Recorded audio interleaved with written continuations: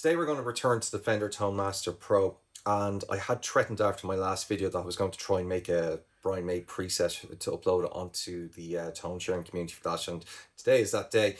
And it's been an interesting journey because it makes me sort of reflect a little bit as to why this is a great pedal.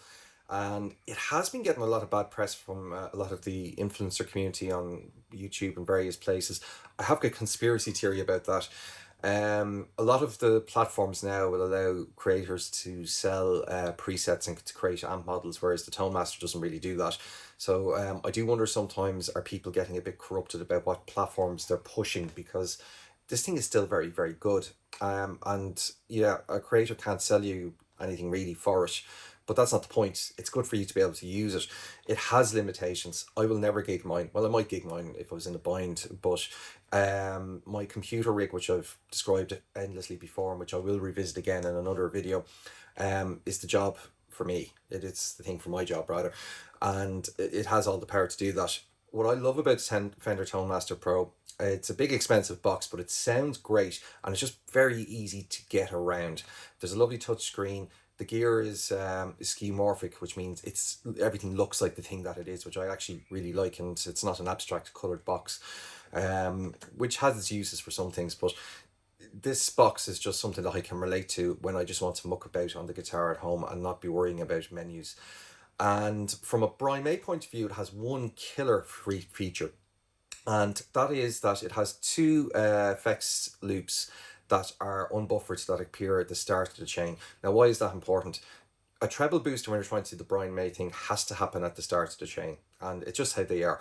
The way that we use them with the volume knob and with the out phase pickup configurations, if there's a buffer or if there's anything else between the guitar and the treble booster, it doesn't really behave as well as you'd like. And having a unbuffered effects loop at the start means that you could set this thing up in your sitting room, just have it all plugged in, and be able to turn a treble booster on and off with different presets, which is actually kind of useful if you're playing other types of music, which is okay. You can play other types of music that aren't Queen or on other guitars. I'm okay. I've made my peace with that. Maybe you can too one day. Maybe I. In any case, let's have a listen to this thing. So what I've done is I've loaded three options into this just for today to explain what the sort of root of this preset is. What I've done is I've created two Vox AC30s, and one of them is being fed a chorus because that's sort of the classic 80s live sound. Now, all of that stuff you can switch in and out with the pedals, but I'm just starting from that. And what I've done is what I would have done if I had just bought this pedal, which is just use their built-in treble booster, which is a Rangemaster clone, put everything up on full, and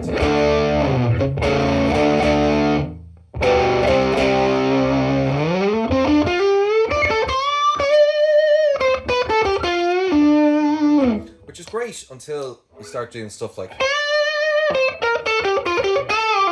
when I go into the out of phase sound, you discover very quickly that the Rangemaster just doesn't really have enough gain to cut out a proper Brian May tone.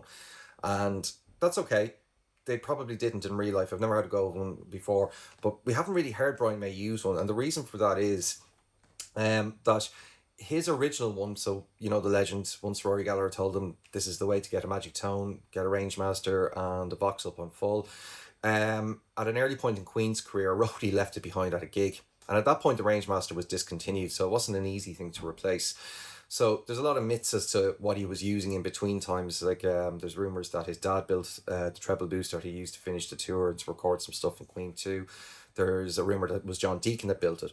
But ultimately, he went to Pete Cornish, and Pete Cornish is a guy that you'd probably hear about if you're also a Dave Gilmour fan, because he builds a lot of the switching systems and rigs that Dave Gilmour used through his career, and a couple of other guys aside. And Dave Gilmour built him a treble booster, or not Dave Gilmour. Dave Gilmour doesn't build treble boosters. Sorry, Pete Cornish built him a treble booster to order that is fundamentally very different to what the Rangemaster it does.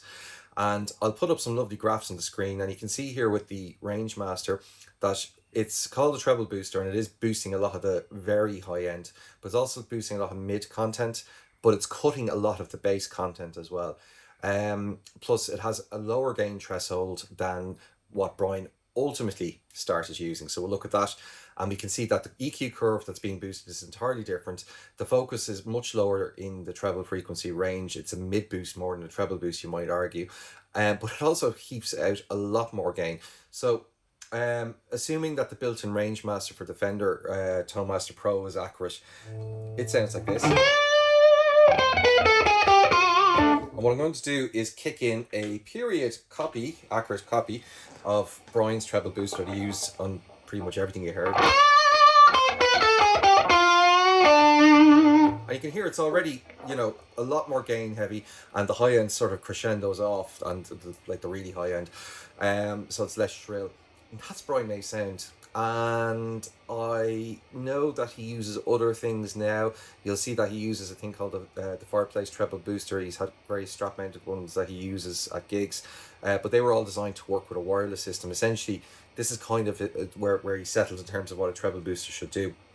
And you won't ever see that in the multi-effects because it's not used by anybody else, so it is kind of niche. So the challenge for making this preset was to take the Rangemaster that was built into the Fender as a starting point and try and make it more like the real one. Now, ultimately, if you want to sound like the real one, they're very cheap and they work straight in the effects loop of a Fender Tonemaster Pro. You can get them from numerous manufacturers. BC149 is the magic word if you're Googling it. But I always recommend the Underboss brand stuff because that's what I use and it never lets me down. So the Underboss BC149 is the king for me. Let's have a listen and see how far I got. So just to remind you again, we'll start with a clean tone. This is the real treble booster in the effects loop. So I just use the right pickups. Clean it a little bit more. I'm hitting the strings very softly. And now what I'm going to do is bring in my new pretend one of those that's going to be in the preset.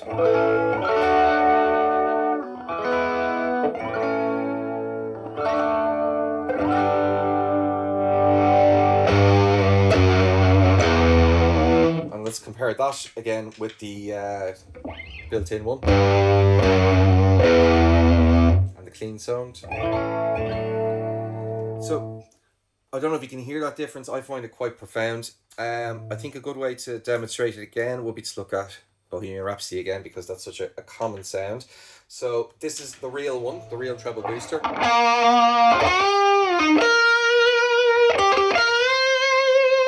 Okay, now we're going to bring in the built-in Rangemaster.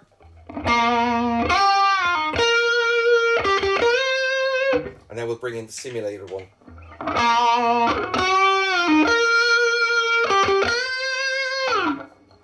So I think it was a wordy exercise because it means that the casual Brian May impersonator can just use this preset.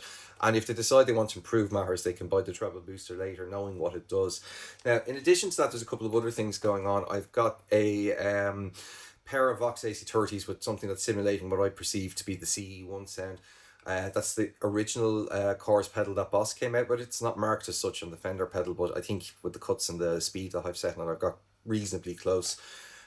So I hope you enjoy it. Subscribe for more of this stuff. I'll try and come up with more Tonemaster content because I think it deserves it. So if you're a user of that, also subscribe. It won't just be about Brian May. We'll come back to other stuff that it can do as I discover it. So that's all for now. See you in the next video. We're going to look at some other ways of getting Brian May's tone. Again, like we always do every week. Take care.